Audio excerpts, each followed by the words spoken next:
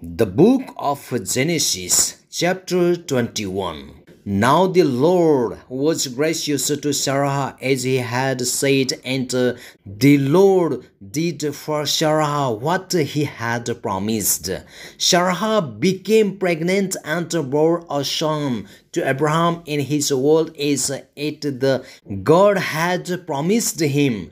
Abraham gave the name Isaac to the son Sarah bore him. When his son Isaac was 8 days old, Abraham circumcised him as God commanded him. Abraham was 100 years old when his son Isaac was born to him. Sarah said, God has brought me laughter, and everyone who hears about this will laugh with me. And she added, who would have said to Abraham that Sarah would nurse children? Yet I have borne him a son in his old age. The child grew and was weaned, and on the day Isaac was weaned, Abraham held a great feast. But Sarah saw that the son whom Hagar the Egyptian had borne to Abraham was mocking. And she said to Abraham, get rid of that slave woman and her son, for that slave woman's son will never share in the inheritance with my son Isaac. The matter distressed Abraham greatly because it concerned his son. But God said to him, do not be so distressed about the boy and your maidservant. Listen to whatever Sarah tells you, because it is through Isaac that your offspring will be reckoned.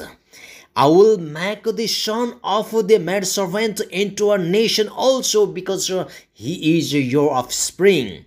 Early the next morning, Abraham took some food and a skin of water and gave them to Hagar. He set them on her shoulders and then sent her off with the boy. She went on the way and wandered in the desert of Beersheba.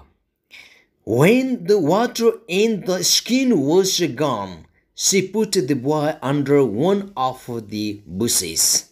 Then she went off and sat down nearby, about a bow shot away, for she thought, I cannot watch the boy die. And as she sat there nearby, she began to sob. God heard the boy crying, and the angel of God called to Hagar from heaven and said to her, what is the matter, Hagar? Do not be afraid.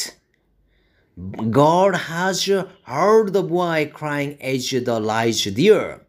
Lift the boy up and take him by the hand, for I will make him into a great nation.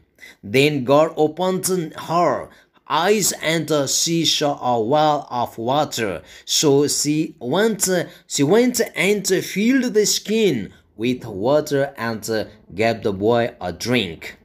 God was with the boy, and as they grew up, he lived in a desert and became an archer. While he was living in the desert of Paran, his mother got a wife for him from Egypt. At that time, Abimelech and Phicol, the commander of his forces, said to Abraham, God is with you in everything you do. Now swear to me, you before God, that you will not deal falsely with me and my children or my descendants. Show to me and the country where you can live as an line the same kindness I have shown to you. Abraham said, I swear it. Then Abraham complained to Abimelech about a well of water that Abimelech's servants had seized. But Abimelech said, I don't know who has done this. You did not tell me, and I heard about it only today. So Abraham brought sheep and cattle and gave them to Abimelech. And the two men made a treaty. Abraham set apart 7 lambs from the flock. And Abimelech asked Abraham, what is the meaning of these 7 lambs you have set apart by themselves? He replied, accept these 7 lambs from my hand as a witness that I dug this well. So that the place was called Beersheba, because the two men swore an oath there.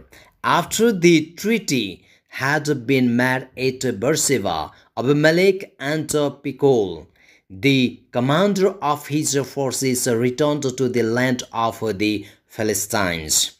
Abraham planted a tamarisk tree in Beersheba, and there he called upon the name of the Lord, the eternal God. And Abraham stayed in the land of the Philistines for a long time.